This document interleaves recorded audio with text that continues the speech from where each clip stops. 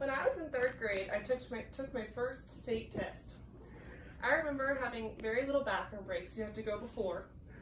Having some snacks before testing. They often did oranges or fruit snacks, something a little bit balanced. A lot of preparation. I remember in weeks before our state test, a lot of our content had to do with what was going to be on the test. And I also remember having an understanding that these tests were important, but in third grade, I didn't really know why. So I did some research today. According to the new rules written in 2002, No Child Left Behind is a really big reason that these tests are such a big deal. No Child Left Behind was an act passed by former President George Bush in 2001 that was implemented in 2002. The goal of this act was to reduce the gap between high and low performing schools and kids. To do this, George Bush wanted to increase the role of standardized testing as a way to hold schools accountable for what was going on in their schools. So this standardized testing was going to affect 3rd through 8th grade primarily. They would be taking an English and math test every year. And then the schools are required to show what's called an AYP, or an adequate yearly progress. This number was determined by the state. States determined what this number needed to be so that schools would be considered to be making adequate yearly progress after every test. The goal of this AYP was that within 12 years, the schools would reach 100% proficiency in math and reading for all of their student groups. So what happens if there's no AYP? You get what are called corrective measures. Schools are labeled Title I, they get restructured, or they get school improvement actions done within them. This goes on from about 2 to 5 years. After 5 years, schools get the restructured, so they lose a lot of staff, they lose the administration, there's a lot of shuffling because they haven't met that AYP for 5 years in a row. So today I will persuade the audience that funding and standardized testing shouldn't be so linked because of test anxiety and the diminishing of student individuality and creativity. To come to this conclusion, I've done a lot of research. And what I was most surprised to find was that these tests that I took in 3rd grade had a really big impact on how much funding my school is going to get for the upcoming years. And that if this AYP wasn't met, then the schools were going to reduce the amount of funding that they would get. So first, I want to talk about how standardized testing can be harmful because of test anxiety. We've all heard about test anxiety. A lot of kids go through it.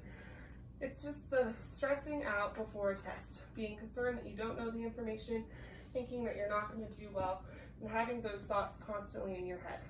For students, there's a difference between low stakes testing and high stakes testing, and that impacts test anxiety. Low stakes testing have a lot less test anxiety. So students who are taking just a regular test for their curriculum, like a unit test over World War II or the Cold War or whatever, they're not going to experience as much test anxiety as they do in high stakes testing, like the No Child Left Behind state assessments. According to the article, Heightened Test Anxiety Among Young Children, Elementary School Students' Anxious Responses to High Stakes Testing, written in 2013, NCLB test scores are publicly reported, linked to rewards and sanctions, such as school funding, administration, and employment decisions, making this test high stakes in nature for educators and communities alike. So this high stakes test leads to higher anxiety. That contributes to even more problems because high stakes testing leads to high anxiety, which leads to a shift in scores for students. Scores are affected by the mindset of kids. If kids go in and are really stressed out and have a lot of anxiety over the test they're about to take, they're most likely going to perform less well than they would on a normal day. The article previously referenced states that students experiencing greater cognitive symptoms of test anxiety also experience associated impairments in test performance, meaning that they might score less than they typically would on an average test in the classroom. In addition to having an impact on students, there's also an impact on teachers.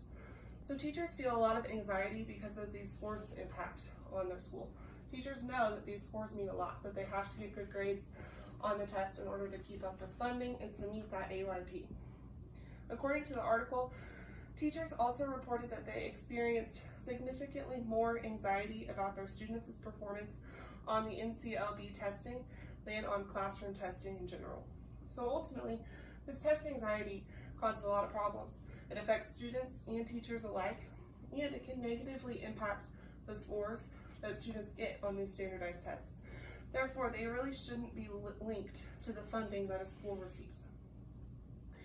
In addition to the impact on students and teachers, standardized tests ignore differentiation and lessen students' expression of creativity and individuality. Differentiation is a really big topic in the education world. It's really important that teachers meet the needs of all of their students and that they have fair measures that aren't necessarily equal. There's a lot of different subgroups in the classroom. You have things like the race of the students, the ethnicity, the language spoken, the way that they learn, their processing speed. You have everything that makes kids different.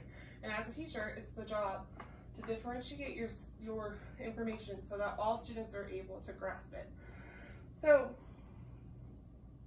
I found this aid that kind of shows,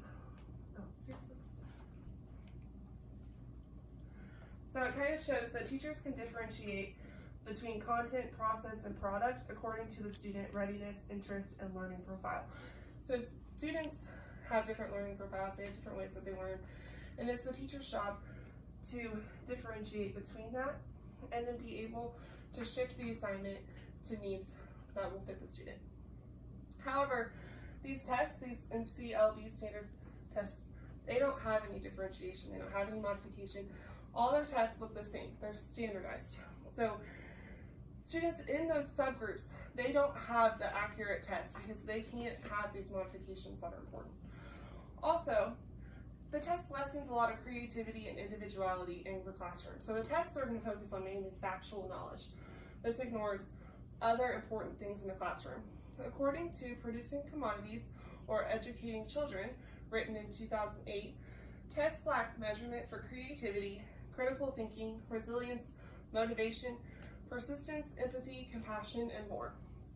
Tests then ignore classroom strategies that help these individuality and creativity. So because all of the information on the test is narrowing, because it's only reading and math for the most part.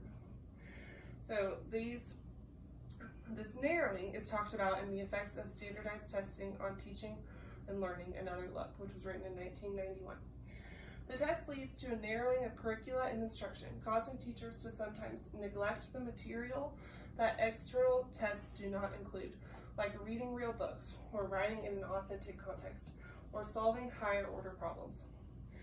Because these tests ignore the subgroups and they reduce the room for individuality, they're really not influential and shouldn't be in funding. So to conclude, standardized testing should not be linked to funding because of that test anxiety that we talked about, as well as their impact on creativity and individuality in the classroom. As a teacher, I want to help my students and protect them. And as a third grader, I didn't want to go through the pressure of a state test knowing that it was going to have such a big impact on my school.